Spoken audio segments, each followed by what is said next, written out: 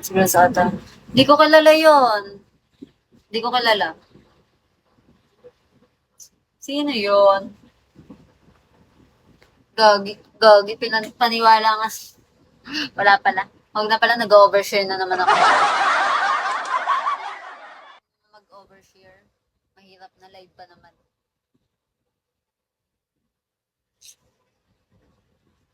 Stop na lang sa pag-nauli ko ka. Hindi ako mag-audio mamaya, may gagawin ako. Dami kong gagawin. Dami kong gagawin, kumain, matulog. Tumambay. Minsan naghahanap lang din akong tatambayan. Hmm.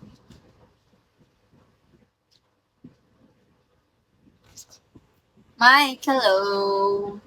2 minutes na lang, guys.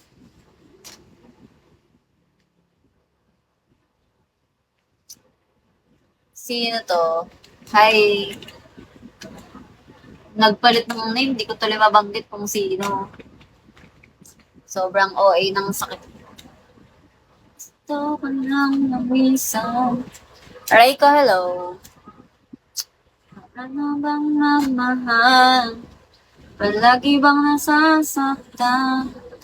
Umiiyak na lang palagi. Rick, hello. Shall we? Umiiyak na lang palagi. Hi, nice. Gusto ko lang minsan.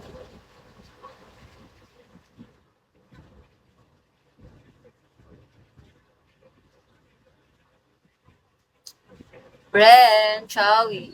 Mas okay, wala akong may customers. Eme lang naman kasi yon, gang. Hello. Gucci gang. Eme lang naman kasi yon. Fake lang yon. Big money, hello.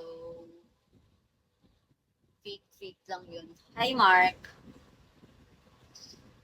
Gusto ko lang mag-isa. Paano bang magmahal? Alam mo na sinasaktan.